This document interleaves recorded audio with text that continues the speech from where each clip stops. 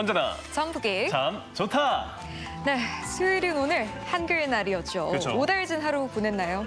오달진 하루요? 뭐 잘못 말씀하신 거 아니죠? 이 오달지다, 마음에 흡족하게 흐뭇하다라는 순수 우리말인데요. 긍정적인 경험을 소중히 하는 한국인의 감정 표현 가운데 하나라고 합니다. 그렇군요. 좋은 우리말이니 기억해 둬야겠네요. 또 우리말의 소중함을 알려주는 한글 문화 행사가 오늘 전북자치도청 야외 공연장에서 있었죠? 네, 맞습니다. 한글날 기념식도 열고요. 문해력 향상을 위해 노력한 이들을 표창하기도 했는데요. 네. 외국인 받아쓰기도 열렸다고 하네요. 받아쓰기요? 사실 초등학교 저학년 이후로 해본 적 없지만 저는 하게 되면 다현 씨보단 잘 볼 것 같아요. 어때요? 사실 영대 씨는 아나운서니까 더더욱 노력해야겠는데 네. 우리말을 잘 알고 아름답게 사용하는 거 일상에서부터 꾸준히 잘 실천하면 좋을 것 같습니다. 네, 일상에서 실천하기 좋은 방법으로 독서가 있는데요. 우리 지역 관련 책을 읽고 그곳으로 떠나는 여행 어떤가요? 네, 책도 읽고 여행도 하고 참 좋을 것 같은데요. 쌈박하다라는 말 아시죠? 이 말은 산뜻하다라는 뜻의 전라도 사투리인데요. 이 사투리가 나오는 책이 있다고 합니다. 그 책과 관련된 김제로 지금 함께 여행 떠나보시죠. 이곳이 바로 끝없는 평야가 이어지고 한반도의 곡간으로 불리우는 바로 김제에 와 있는데요. 이곳이 바로 소설 아리랑의 배경이자 일제강점기의 민족순환 그리고 투쟁을 그려낸 곳입니다. 1990년대 사파와 함께 신문에 연재된 소설 아리랑. 소설을 좀 더 가깝게 느낄 수 있도록 이 가을 책과 함께 문학여행 떠나볼까요? 소설 속 배경으로 떠나는 시간여행, 김제로 떠나는 아리랑 여행 함께 가시죠. 벽골제에 있는 조정래 아리랑 문화관부터 가보죠. 우와, 여기가 바로 그 육필 원고가 있는 곳인가 봐요. 우와, 무슨 육필 원고가 소원 비는 석탑처럼 엄청 높은데요? 제 키보다 더 커요. 작가의 작품을 만날 수 있는 문학관 돌아보기. 한국 문학사의 빛나는 거장 조정래 작가를 따라가 봅니다. 이게 직접 쓰신 손글씨인가 봐요. 요새는 컴퓨터로 글 쓰는 경우가 많잖아요. 근데 조정래 작가님은 이렇게 손으로 직접 쓰셔야 글에 혼이 들어가는 느낌이었다고 하셨대요. 혼이 들어간 글은 흑백신문 한 쪽에 연재됐는데요. 사파도 인상적이죠? 우와! 이게 다 필사본이라고요? 진짜 필사본 양만 보더라도 아리랑이라는 작품이 사람들한테 얼마나 많은 사랑받는지 알 것 같은데요? 대작은 그냥 써지지 않는데요. 작가의 엄청난 자료 조사와 취재에도 놀란답니다. 소설의 배경이 된 드넓은 김제평야. 일제강점기에 농부는 땅을 뺏기고 생명 같은 쌀은 수탈당했죠. 소설을 더욱 생생하게 만날 수 있는 곳으로 가볼까요? 안녕하세요. 안녕하세요. 어서 오세요. 네, 반갑습니다. 제가 방금 아리랑 문학관 다녀왔거든요. 근데 여기 오게 되면 그 소설의 배경이 됐던 곳을 직접 볼 수 있다고 하더라고요. 네, 맞습니다. 이것은 이제 조정래 작가님의 대하소설 아리랑의 발원지인 내촌 유리마을이 있는 주인공들의 가옥이 있는 곳에 아리랑 문학마을을 이렇게 조성을 해놨습니다. 소설에서 나오는 그 주인공들이 입었던 그런 의상들이 준비가 돼 있어요. 소설 속 주인공 의상 입기 체험. 일제강점기란 배경 생각해야죠. 한번 이 옷을 한번 입어보시겠어요? 우리가 한복이라고 하면 되게 형형색색 예쁜 색깔 생각하실 텐데 되게 심플하지 않아요? 한민족들이 그냥 입었던 그냥 검정 치마에 흰 저고리 우리 한민족의 어떻게 보면 좀 상징이잖아요. 마을엔 소설 아리랑의 배경이 된 건물들이 있는데요. 일본의 만행을 고스란히 알 수 있는 일제 수탈관도 있고 김제 죽산면 정미소도 있습니다. 여기서 도정한 쌀은 일본으로 가져갔죠. 그리고 또 다른 곳 안중근을 만나는 하얼빈 역이 있습니다. 와, 여기는 책 속에서 봤던 장면을 그대로 재현해놨네요? 네, 맞습니다. 실제 그 하얼빈역의 60% 크기로 축소한 모형이고요. 소울 속에 나오는 그 역입니다. 셋하면 쏘는 거예요. 하나, 둘, 셋, 빵! 시간이 흘러도 우리는 1909년 하얼빈역에 있던 안중근과 함께합니다. 그날의 역사를 느끼며 마을을 돌아보는데요. 책 속 한 구절을 떠올려 봐도 좋겠죠? 안중근 의거에 맞춰 멈춰 있는 시계. 그 의미도 같이 되새기고요. 와, 여기 이렇게 손도장 찍기가 있네요. 근데 여기서 이렇게 또 손도장을 보게 되니까 우리 안중근 의사님의 또 손도장이 생각나는데요.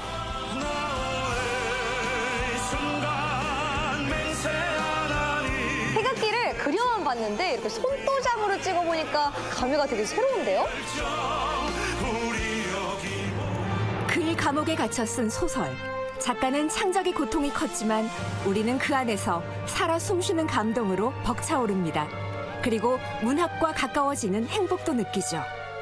아, 제가 이렇게 아리랑이라는 소설에 둘러싸여 있는데요. 문학은 인간의 아름다운 삶을 위하여 인간에게 기여해야 한다. 아름다운 삶의 하나로 작은 애국심 표현해 볼까요? 민족 수탈의 현장에서 저항의 상징 태극기는 잘도 도네요. 가을날 책 속으로 떠나는 문학 여행에 다양한 체험들이 더해져 여행은 즐겁기만 합니다. 올해 마지막 수원도 꼭 이뤄주면 좋겠는데요. 여행 가서 체험하고 도장받는 재미 이것도 쏠쏠하죠? 완수하고 받은 상품은 누룽지! 와, 곡창집의 김제에선 누룽지도 꿀맛입니다. 탐낼만 하네. 지평선 너머로 지는 해를 바라보다가 출추월해진 배를 채우러 가볼까요? 노을을 배경으로 차려지는 한상 차림. 한국인의 힘 밥심을 보여주는 식탁이 차려지고 있습니다. 일제강점기 서름 씻는 우리 땅에서 난 우리 음식. 푸짐하게 맘껏 먹을 수 있으니 정말 행복하죠?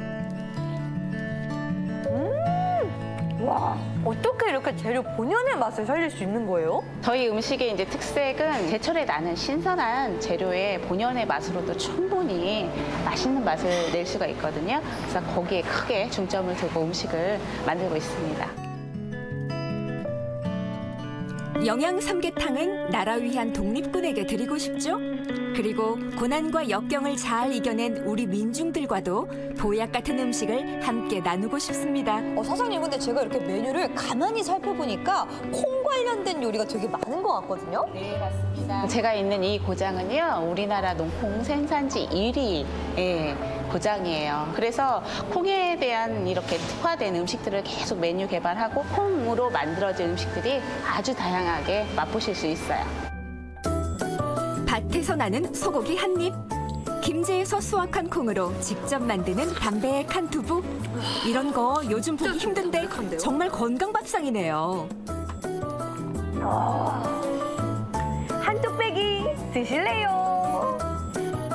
하얀 쌀밥에 검은 김, 한국인 입맛 저격하는 음식이 많은데요. 여기에 유기수저로 쌀밥을 먹으니 귀한 손님으로 대접받는 느낌입니다. 오늘 이렇게 소설의 발자취를 따라서 한번 여기저기 다녀봤는데요. 쌀이 예전에는 수탈의 대상이었지만 이렇게 지금은 우리 식탁에서 되게 풍요로운 존재로 우리를 행복하게 해주는데요. 소설의 이렇게 발자취를 따라서 김제로 떠나온 여행, 저는 오늘 너무너무 재밌었습니다. 노랗게 고개 숙인 벼는 일제강점기나 지금이나 같지만 그때와 다른 오늘을 살고 있습니다. 이 땅을 배경으로 혼신을 담아 쓴 글, 그 자취를 따라가는 가을 여행을 떠나보세요. 마음에 남겨질 귀한 보물들이 여러분을 기다리고 있습니다. 책이 가까워지는 계절, 책 속으로 떠나는 여행, 함께 가요.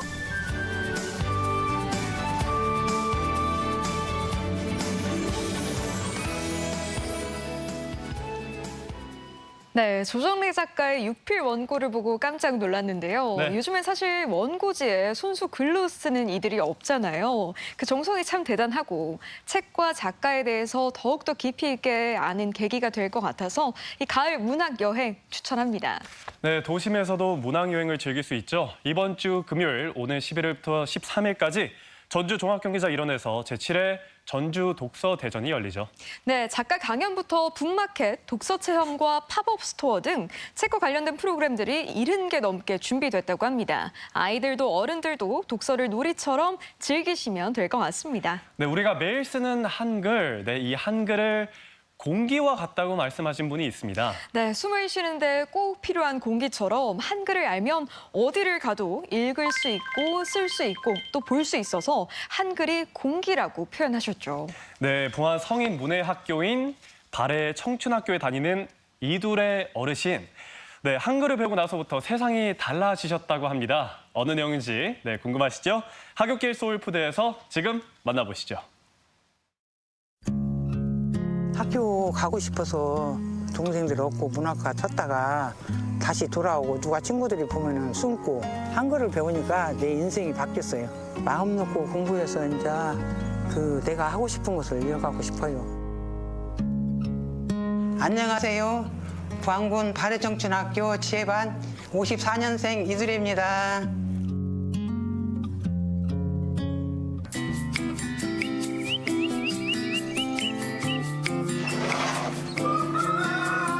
아이고 조용히 해.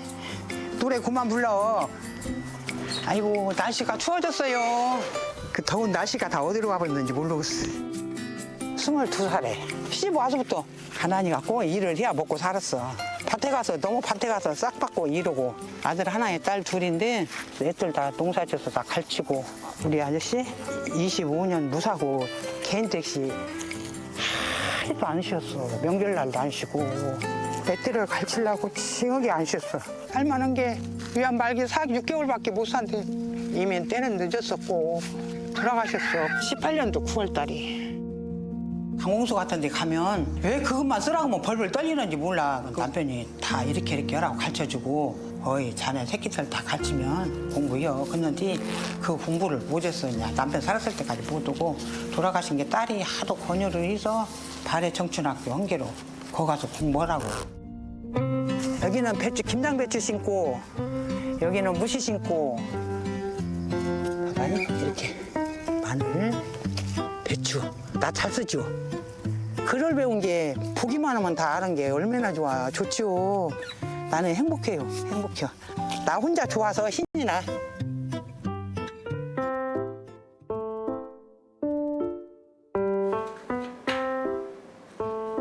지금 챙기고 학교 가요. 발해청춘학교 월수금 공부로 다녀요. 이쁘게 와야죠. 갑시다. 학교를 갑시다. 어머니가 지병으로 누워 계셨어요. 그러다가 일찍 돌아가셔서 어머니가. 그게 내가 어차피 동생들을 봐야 하기 때문에 학교 갈 생각을 못했어요. 발해청춘학교 한번 간다고 갔는데 그게 왜 행자인지 몰라. 지금 살면서 행복하고 즐거워요. 바쁜데 자꾸 딸을 부르기가 미안해요. 그게 내가 자전거로 많이 타고 다니고.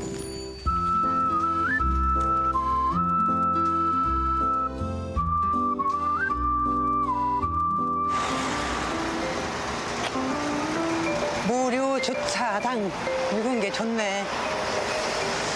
안녕하세요. 단문화도 한 권 주세요. 연필 2자리만.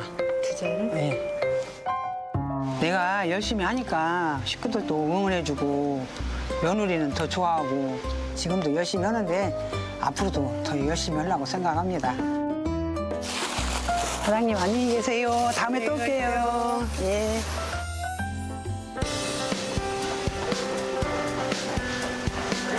우리 왔다. 우리 공부하러 왔다.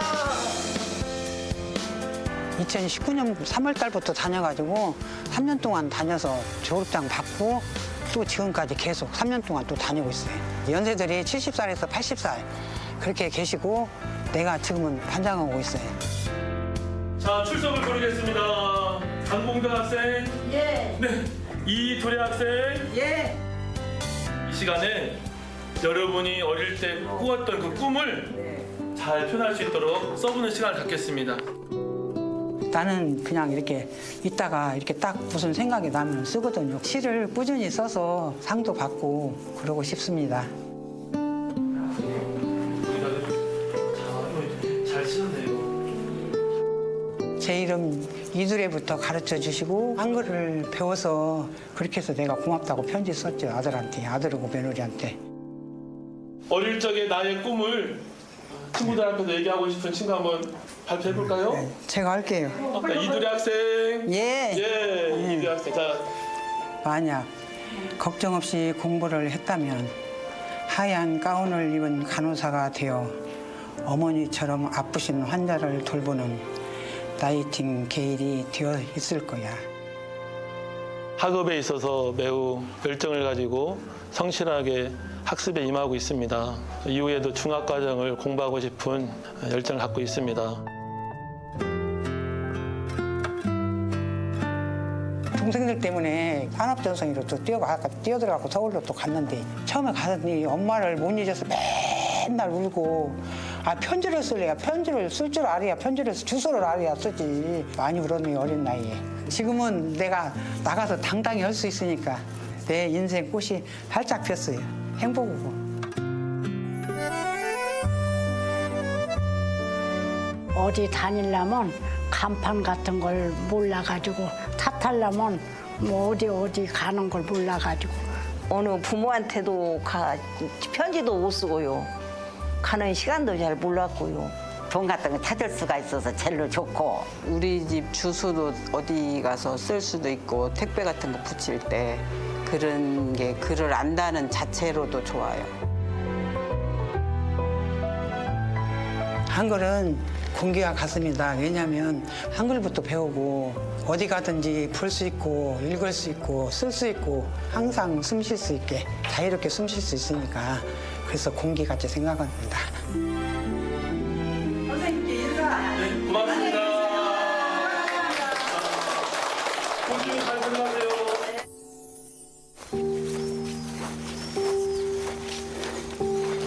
여보 나왔어. 승희 아빠. 여기가 우리 남편.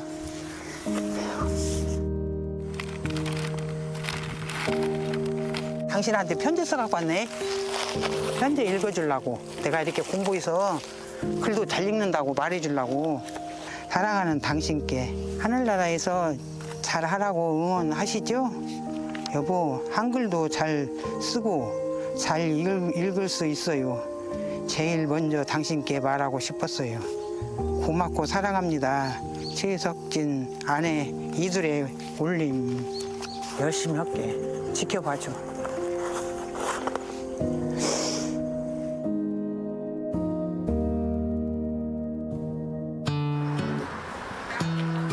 맛있게 먹게 엄마. 그래 우리 맛있게 먹고 가자.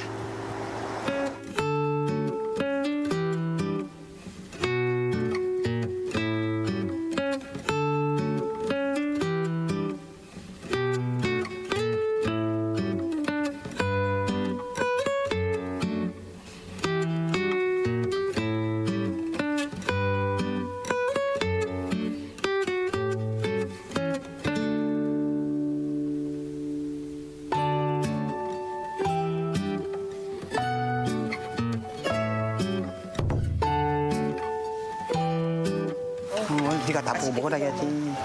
너도 어서 먹어봐. 이거 맛있겠다.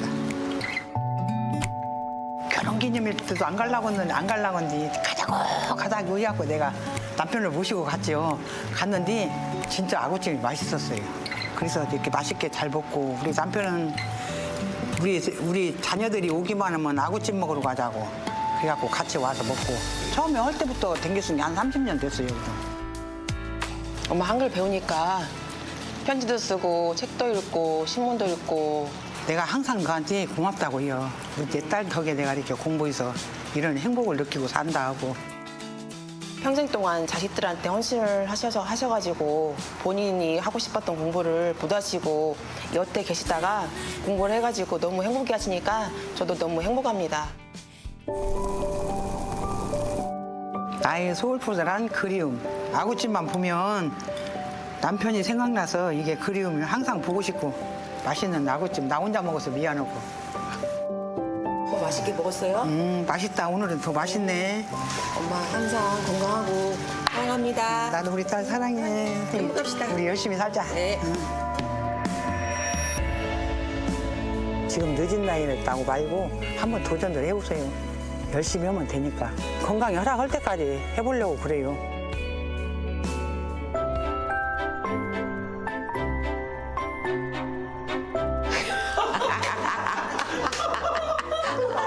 원흉이 잘 낳으셨기 때문에요. 아들이 너무 좋아요. 아버지, 엄마 보고 싶어요. 내가 사랑하는 남편이기 때문에.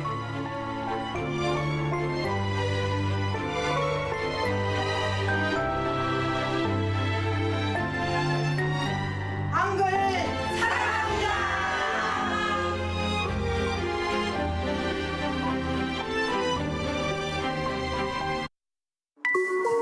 가장 기술적인, 그래서 더 인간적인 AI. KT가 마이크로소프트와 함께 당신에게 더 가까운 다음 시대 AI를 만듭니다. KT. Easy peasy. 10월 Who's that thing? My creator. 모두가 기다린 We have something he needs. 대서사의 클라이막스. survive if you stay together. But I need him. I'm with you to the end. 베놈 라스트 댄스. We need a disguise. Why do you keep knocking people out? I'm sorry. 10월 아이맥스 대개봉. 루카, 내일 필드에 나가러 좀 부탁해. 컬러풀하게. 골프와 인생에서 베스트 샷은 어디서 나오는 걸까? 자신감. 컬러 골프웨어 루이 가스텔.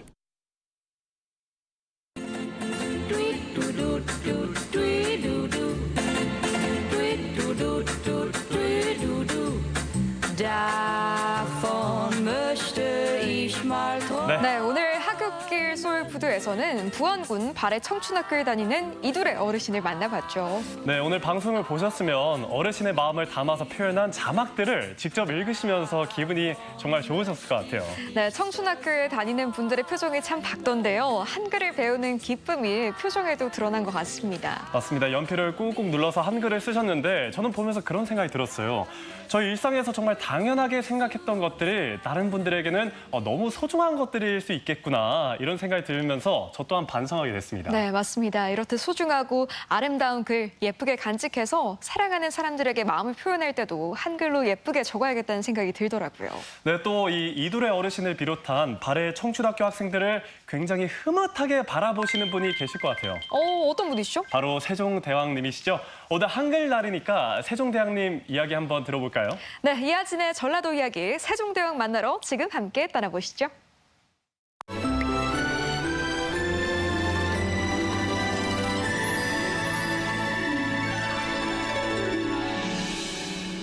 오늘은 또 어떤 재미난 이야기 준비하셨을까요? 자, 오늘은 우리에게 한글을 주신 위대한 임금 세종대왕님에 대한 얘기를 준비했습니다.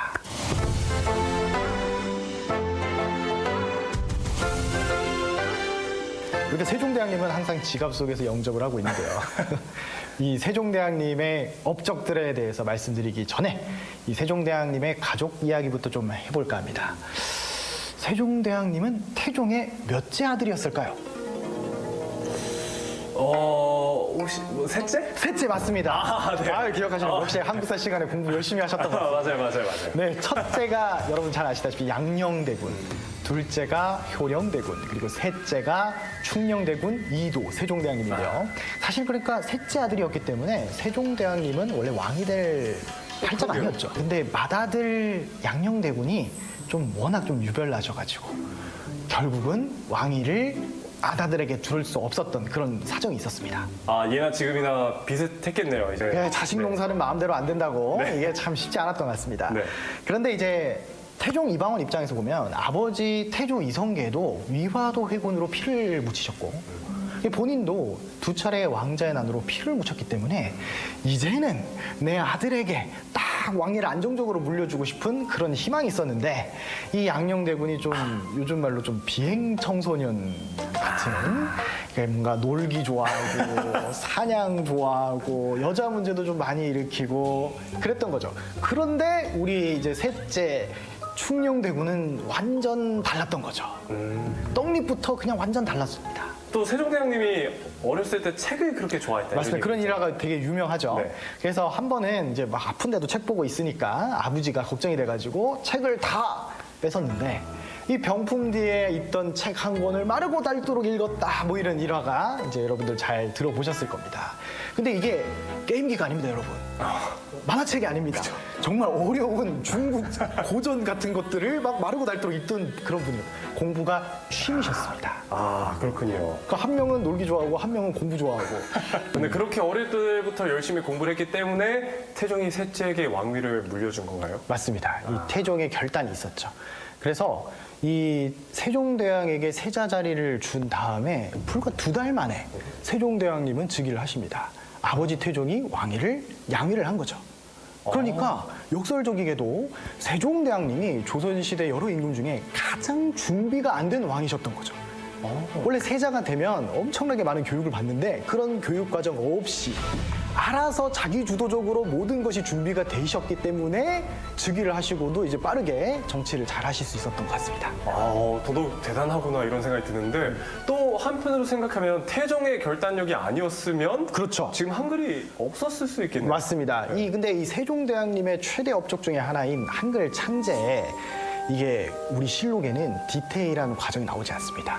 아주 비밀스럽게 극비리에 진행된 것 같습니다. 우리 실록은 무기 제조 과정 이런 좀 비밀스러운 것도 잘 기록을 해놨는데 그게 없다는 걸 봐서는 정말 비밀리에 진행된 게 아닌가 이렇게 생각이 되는 거죠. 근데 왜 비밀로 진행을 했을까요? 아무래도 이제 신하들의 반대를 많이 좀 걱정하셨던 것 같은데 실제로 훈민정음이 만들어지고 나서 훈민정음을 반포하겠다고 하자 신하들이 들고 일어납니다. 특히 여러분 잘 아시는 그 집현전 학자들이 막 들고 일어나는데요. 이 대표적으로 집현전 부제학이었던 최만리라는 분의 상소를 보면 당시 신하들의 여론을 알 수 있습니다. 왜 반대를 하느냐? 이 한글이라는 거는 그런 걸 만들면 안 된다. 이런 자기 글을 가지고 있는 거는 여진, 몽골, 일본 이런 오랑캐들이나 하는 거다. 우리에게는 한자가 있다, 한문이 있다. 그리고 굳이 또 필요하다면 옛날에 설총이 만든 이두 같은 게 있으니까 이런 업무는 필요 없다. 이렇게 얘기를 한 거죠. 그것에 대해서 세종이 뭐라고 했어요? 극대노를 하셨습니다. 설총은 옳고 나는 옳지 않단 말이냐 라고 하면서 나도 백성을 다 편안하게 해주려고 하는 건데 왜 내가 하는 건 안 되냐 이렇게 막 하셨던 거죠. 그리고 집현전 학자들을 감옥에 집어넣었습니다. 물론 하루 만에 다시 풀어주긴 하는데 딱 한 사람 정찬손이라는 사람은 그냥 그대로 파직을 시켜버렸습니다. 그분은 왜 파직이 됐어요? 이분은 좀 선을 남들 요만큼 넘을 때 요만큼 넘으셨죠. 많이 넘으셨구나. 네, 많이 넘으셨습니다. 네. 백성들은 자질이 답이 없다. 이런 애들은 글 줘가지고 가르쳐봐야 답이 없는 애들이다 라고 했기 때문에 백성들을 대무시를 하는 발언을 하셨기 때문에 이런 자도 선비라고 할 수 있느냐 이러면서 그대로 컷 하셨던 거죠. 정말 감사한 게 이 세종대왕님 덕분에 지금 저희가 스마트폰 쓸 때도 너무 편하지 않습니까? 맞습니다. 이게 한글만큼 편한 게 없습니다. 일본어 자판, 중국어 자판, 커티 자판 써봐도 요거만큼 이렇게 빠르게 요즘 한 손으로도 이렇게 다 할 수 있는 게 이게 세종대왕님이 그때 만들어 놓은 과학적인 원리에 기반했다 이렇게 저는 생각합니다. 자, 세종대왕님 하면 이제 훈민정음이지만은 훈민정음 외에도 참 많은 일을 하셨는데요. 그 중에서 우리 교과서에도 나오는 법 얘기를 하나 해드리겠습니다. 이게 공법이라는 건데 바칠 공자를 씁니다. 이 법이 어떤 법이었을지 한번 생각해 보시겠습니까? 바칠공. 잘 모르겠는데 뭘까요? 이게 세금에 관한 법입니다. 요새도 세금 한번 이게 개정한다고 하면 이제 난리가 나는데 이 세종 당시에 관리들이 공권력을 남용해가지고 토지세를 많이 거두는 그런 폐단이 있었습니다. 기존의 이제 토지세는 어떻게 매겼냐면은 흉년인지 풍년인지를 관리가 자기가 판단하는 겁니다. 흉년이면 덜 걷고 풍년이면 많이 걷는데 같은 땅에서 어떻게든 백성들은 풍년이 아니라 흉년으로 보고가 되기를 바라고 뇌물을 주는 거죠. 그래서 관리한테 저희 지금 세금 많이 내기 싫으니까 한 1억 드릴 테니 흉년으로 보고해 주세요. 그럼 이제 그 세금을 일부를 자기가 착복을 하는 겁니다. 세종대왕님이 이 문제를 해결하기 위해서 이제 나서신 건데 이 법의 엄정함도 엄정함이지만 더 놀라운 것은 이 법을 만드는 과정이 있었죠. 단순히 조정에서만 논의해서 만든 게 아니라 민의를 직접 반영하고자 사람들에게 찬반을 물어보는 조선시대 최초의 여론조사를 진행하셨습니다. 요즘처럼 핸드폰이 요즘 전화 많이 오잖아요. 이런 게 아닙니다. 집집마다 직접 방문해가지고 찬반을 물어본 거죠. 오, 정말 쉬운 일이 아니었을 것 같아요. 맞습니다. 이 전라도에도 많은 사람들이 직접 여론조사에 응했던 거죠. 결과는 잘 나왔나요? 근데 이제 결과가 더 놀라운데요. 네. 실록에 따르면 총 17만 2,806명 가운데 찬성이 9만 8,657명, 반대가 7만 4,149명이었습니다. 무려 57.1% 이상이 찬성을 했죠. 이게 조선시대 최대의 여론조사였고 수령부터 일반 평민에 이르기까지 천민을 제외한 전 계층을 참여시켰던 이런 대단한 여론조사였습니다. 그렇게 과반수가 넘었으니까 법이 통과됐나요? 이게 통과해야 될 것 같은데 네. 우리 생각에는 7만 명이 넘게 반대를 했던 걸 주목하신 거죠. 이게 9만 명이 넘게 찬성했다 하더라도 7만 명이 이거는 아니다, 악법이다 이러면서 막 상소를 올리기 시작하면 이제 상소가 7만 장 또 쌓이는 거예요. 이거는 아니다. 그래서 또 신하들도 반대가 많았습니다. 그냥 기존 거 하지 뭘 또 이렇게 바꾸냐 해서 결국은 이제 세종대왕님께서는 보완책을 마련하기 위해서 조금 더 시간을 들여서 논의를 진행했고요. 그리고 실질적으로 어떤지 해보자 해가지고 일부 지역에서 시범 사업을 했던 거죠. 그래서 이 공법이라는 게 시행된 해는 최초의 여론조사로부터 14년이나 지난 뒤였습니다. 생각보다 좀 오래 걸리는데요? 법 하나 만드는데? 법 하나 만드는데 너무 오래 걸린 것 같은데 네. 제가 이게 학교에서 일하니까 학교에서 현장 체험학습 준비하는 걸로 비유해서 한번 설명드려보겠습니다. 네. 이제 간식을 하나 준비해야 되는데 치킨버거가 나왔습니다. 근데 이거를 엄마의 손길 치킨버거를 할 것이냐 네. 아니면 켄터키주의 인자하게 생긴 할아버지 거를 치킨버거를 할 것이냐를 가지고 이제 붙은 거죠. 그래서 이걸 어떻게 정하느냐 그러면 이제 가게에 가서 원산지, 원재료, 그 다음에 성분, 그 다음에 이 주방장의 마인드, 알바의 숙련도, 그다음에 점장님의 그 경력, 온갖 걸 다 조사해가지고 무려 54가지 정도 경우의 수를 해보는 거죠. 그리고 실제로 먹어보고 3일 후에 배탈이 나는지 안 나는지까지 다 파악해봐 난 다음에 정하겠다. 뭐 이 정도로 아주 디테일하게 하셨다. 뭐 수학여행 못 가겠는데요? 수학여행 갈 때 치킨버거 없어도 된다 이거죠. 대신 이렇게 한 번 잘 준비를 해놓으면 그대로 앞으로 우리는 고민하지 말고 치킨버거는 무조건 여기다. 요즘 시대에 참고가 될 만한 상황인 것 같아요. 맞습니다. 오늘 우리 세종대왕님이 이제 한글 만드신 이야기와 공법이라는 것을 새롭게 만드신 이야기를 해드렸는데요. 우리 역사는 정말 인생의 참고서다라고 할 정도로 많이 피가 되고 살이 되는 얘기가 너무 많습니다. 항상 역사를 가까이 해주시고 다음에도 더 재밌고 유익한 이야기로 다시 찾아뵙겠습니다. 고맙습니다.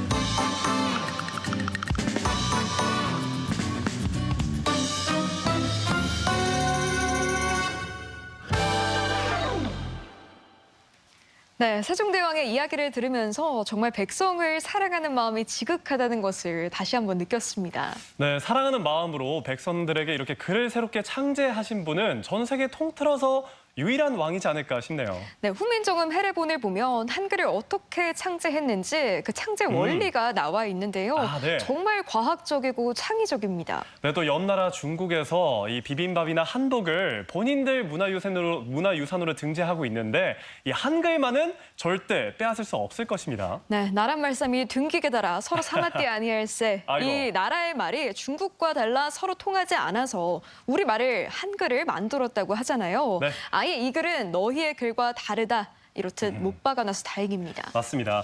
어찌됐든 세종대왕이 백성들을 위해 선물한 우리의 소중한 우리 말과 우리 글 끝까지 잘 지켜나갔으면 좋겠습니다. 네, 이제 완연한 가을이니 가을 풍경 좀 보러 갈까 하는데요. 네. 홍성에 가면 억새밭이 장관을 이루는 곳이 있다고 합니다. 네, 이 가을 산행하면서 억새밭 감상하고 제철 새우 먹는 곳. 네, 이번 주말 여기 어때? 충남 홍성으로 떠나보겠습니다. 솜털처럼 하얀 꽃을 피운 억새가 살랑살랑 손짓하고 제철 맞아 통통하게 살이 오른 대하가 우리 입을 즐겁게 해주는 곳 가을이 무르익은 홍성으로 가을 여행 떠나봅니다. 충남 홍성과 보령에 걸쳐있는 해발 790m의 오서산. 예로부터 까마귀가 많이 살았다 해서 붙여진 이름인데 서해 연안에서는 가장 높은 산입니다.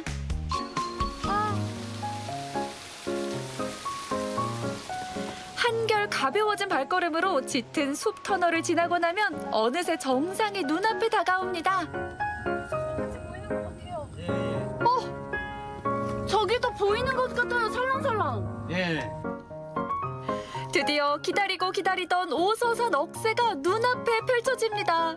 사계절 아름다움을 자랑하지만 이 가을에 만나는 은빛 억새는 그야말로 장관을 이루는데요. 가을 산행의 백미로 손꼽히는 오서산. 그 진가가 곳곳에서 드러나기 시작합니다. 와.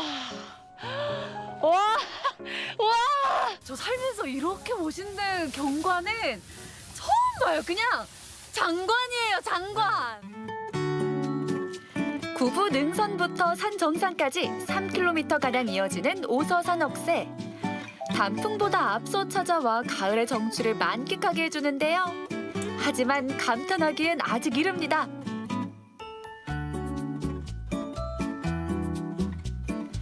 (9월) 말부터 피기 시작하는 오서산 억새는 10월 중순 절정에 달해 11월 초까지 군락을 이루는데요. 억새가 만개할 때면 오서산 정상은 온통 은빛 물결로 넘실댑니다. 예로부터 오서산은 천수만 일대를 항해하는 배들의 등대 역할을 해 서해 등대로도 불려왔는데요. 살랑대는 억새 사이로 펼쳐지는 서해 바다의 풍광은 또 하나의 선물입니다.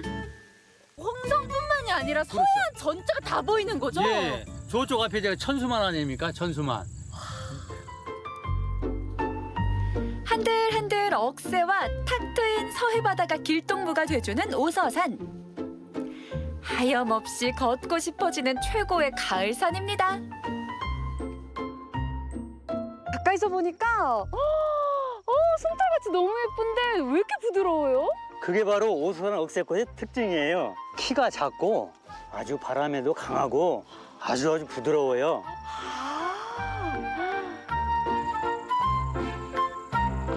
파란 가을 하늘 아래 한들거리는 억새.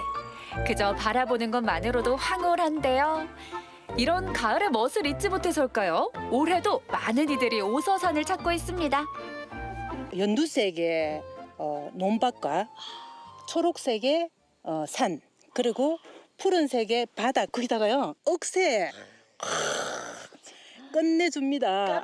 끝내주죠. 네.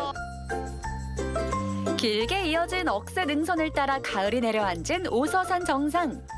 탁 트인 전망과 능선 주변을 호위하듯 늘어선 억새까지 이 가을 잊을 수 없는 추억을 선물합니다. 삼행시를 지어드릴까요? 오서산으로 운 띄워주세요. 오서산으로요? 오! 오서산 오시느냐고 수고 많으셨어요. 그런데 서둘러 가셔야 될 것 같아요. 어디로요? 선! 산의 진미 대하 드시러 가셔야죠. 맞아요. 가을이니까 또 팔딱팔딱 대하가 기다리고 있네요. 대하 맛있게 드시고 가세요. 알겠습니다. 대하야. 가을의 맛을 찾아 한달음에 달려내려온 남당항. 이맘때면 크고 통통한 대하가 제철인데요. 지금 남당항에서는 대하 축제가 한창입니다. 여기 있다. 대하야. 내가 널 보러 지금 오전에 달려왔다. 아우. 이렇게 또 팔딱팔딱 싱싱한 거 보니까 아주 그냥 아유 그냥 먹고 싶죠? 너무 먹고 싶어요. 드시러 들어가요. 살이 통통하게 오른 가을 대하 지금 맛보러 갑니다. 어머님, 대하면 소금구이잖아요. 빨리 넣어주세요. 아니요, 소금구이 드시기 전에 한번 회로 한번 드셔볼래요? 대하 회요?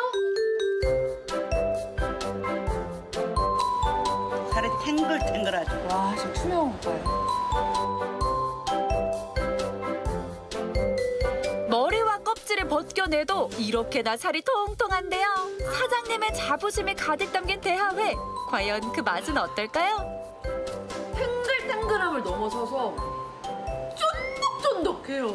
와, 식감도 식감이지만 씹을수록 그 새우의 맛있는 단맛이 너무 맛있는데요? 요즘 제철 아니면 못 드세요.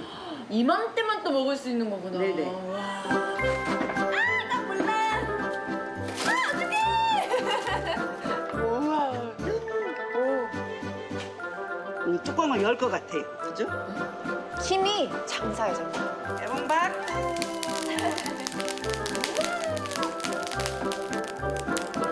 뜨거운 천일염에서 찜질까지 마친 대하들이 붉은 자태를 뽐냅니다. 통통하고 큼직한 게 정말 먹음직스럽죠? 이 뚜껑 열자마자 그 짭조름하면서 고소하고 또 새우과자의 그 맛있는 향이 진짜 제가 매년 남당항에 오는 이유가 있다니까요. 싱싱함, 신선함으로는 두말할 게 없어요.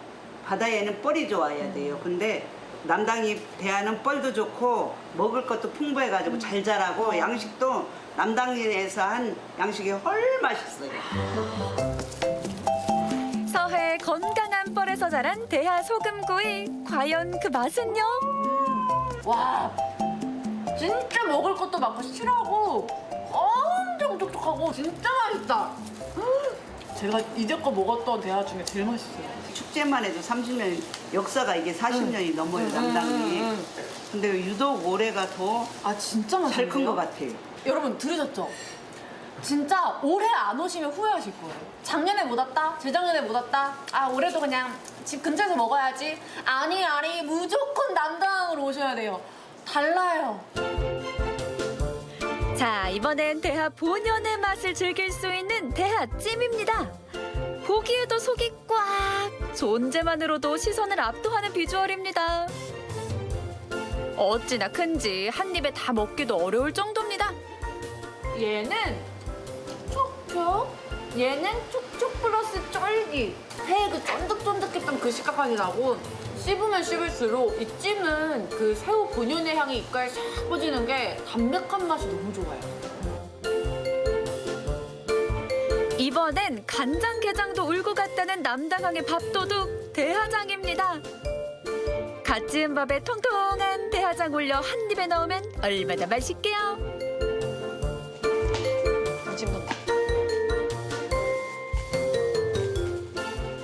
와, 맛있지요? 대하 회로 먹었던 쫀득쫀득하고 그 단맛에다가 이 장에 적절한 짠맛이 또 같이 들어오니까 얘 하나만으로도 밥에 간이 싹 다 맞고요. 완전 밥도둑인데요? 맛있지요? 너무 맛있는데요? 오서산의 가을 억새만큼이나 반가운 가을 바다의 전령사 대하. 회나 구이, 찜 어떻게 즐겨도 그만인데요. 맛과 영양 모든 걸 사로잡은 서해 바다의 진미입니다. 제가 매년 남당항에 와서 대하를 먹어봤지만 정말 올해 대하가 최고 중에 최고인 것 같아요. 남당항 대하 먹으러 홍성으로 오세요.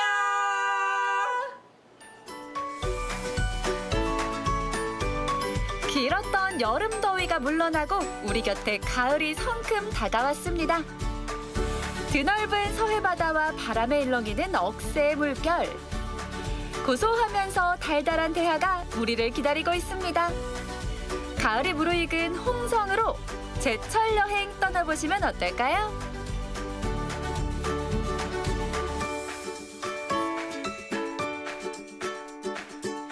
네, 올해 대하가 풍년이랍니다. 네. 지금 충남 홍성 남당항에서는 대하 축제가 펼쳐지고 있는데요. 대하가 지난해보다 2배나 많이 잡혔다고 해요. 와, 제가 대하를 참 좋아하는데 소금구이를 먹어도 진짜 맛있고 쪄 먹어도 진짜 맛있잖아요. 네, 제철을 맞아서 살이 통통하니 더 맛있을 것 같은데 네. 대하를 사서 라면에 넣어 먹으면 더 맛있을 것 같습니다. 그리고 오서산 억새, 이것도 참 장관이네요. 그러니까요. 지금 이때가 억새 절정이라고 하니까 산행 좋아하신 분들은 꼭 홍성 오서산 산행 한번 계획해 보시는 것도 좋을 것 같습니다. 네, 우리 지역에서는요 장수 장안산 억새가 또 유명하거든요. 네. 장안산 방문하셔서 억새 구경도 해보시면 좋을 것 같아요.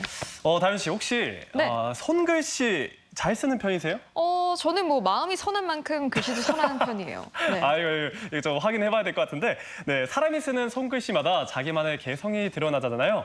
우리 지역에서 손글씨와 관련한 특별한 공모전이 있답니다. 다현 씨가 소개해 주시죠. 네, 우리 지역에서 지난 9월 손글씨를 조명하는 특별한 공모전 전북 선배시민 한과획 이어가기 손글씨 공모전을 진행했는데요. 어떤 공모전인지 화면에서 함께 만나보시죠.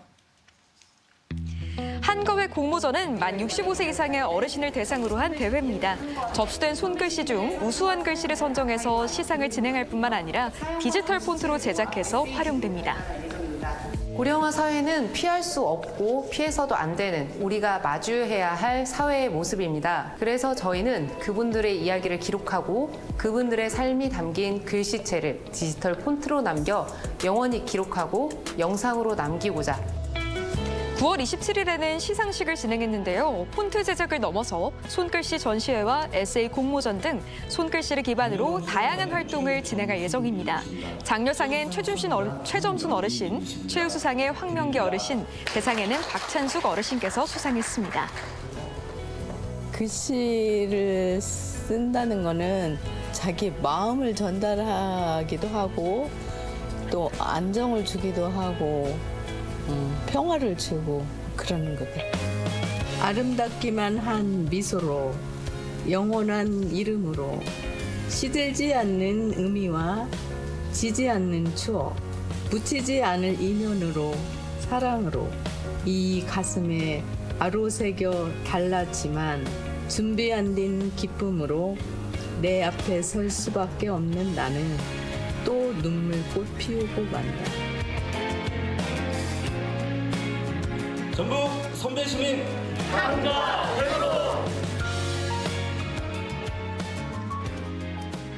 개인의 글씨에는 각자의 삶이 묻어난다는 말이 있죠. 어르신의 인생을 담은 손글씨가 공모전과 여러 활동을 통해 오랫동안 널리 기억되길 바랍니다. 네, 글씨에는 그 사람이 담겨 있다고 하죠. 자신의 글씨체를 남기고 기록하는 일, 정말 의미 있는 일처럼 보이네요. 네, 기회가 되면 다윤체, 영래체 이런 것도 만들어보면 좋을 것 같아요. 네, 좋습니다. 또 저번 주에 이어 이번 주에도 정말 다양한 축제들이 마련돼 있는데요. 우리 지역 행사 소식 전해드리겠습니다. 네, MZ세대는 주목해 주시기 바랍니다. 고창읍성에서 진행하는 제51회 고창 모양성제에서 옛것의 MZ를 언따를 주제로 다양한 프로그램을 진행합니다. MZ세대만이 거둘 수 있는 답성놀이부터 강강술래, MZ 겨냥 축하 무대와 청소년 댄스 페스티벌, 어린이 한마디 잔치까지 13일까지 누구나 즐길 수 있는 행사가 진행됩니다. 오랜 한지 역사를 자랑하는 전주에서 오늘부터 13일까지 한국전통문화전당과 전주종합경기장에서 국제 한지 산업대전을 진행합니다. 한국전통문화전당에서는 10월 27일까지 한지의 역사와 미래 산업을 살펴볼 수 있는 전시가 진행되고요. 종합경기장에서는 11일부터 13일까지 한지 패션쇼와 한지 뜨기 체험과 같은 체험 프로그램이 진행될 예정입니다. 난 너를 사랑해. 변산해수욕장에서는 2024 부안 붉은 노을 축제가 진행됩니다. 동요제, 재즈 페스티벌 등 다양한 음악 공연은 물론 노을 영화관, 레드와인 페스타, 노을 캠핑존 등 체험형 프로그램도 준비되어 있으니까요. 11일부터 13일까지 행사가 진행되고요. 연인, 가족, 친구와 함께 부안의 붉은 노을 즐기러 떠나보시죠. 고추장의 고장 순창에서는 제19회 순창 장류축제를 개최합니다. 11일부터 13일까지 고추장 민속마을과 발효 테마파크에서 진행하는데요. 총 300m의 가래떡을 꼬는 발효나라 1997 공연부터 다 함께 만드는 고추장, 된장 만들기 체험까지 순창의 맛을 살린 프로그램들이 한가득이네요.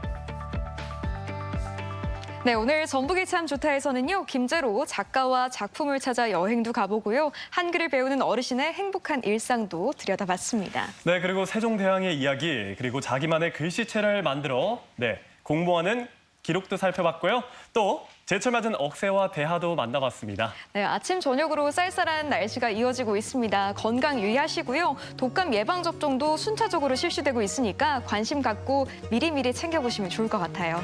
전북을 누리는 수요일의 선택. 전북이 참 좋다. 다음에 또 만나요. 안녕.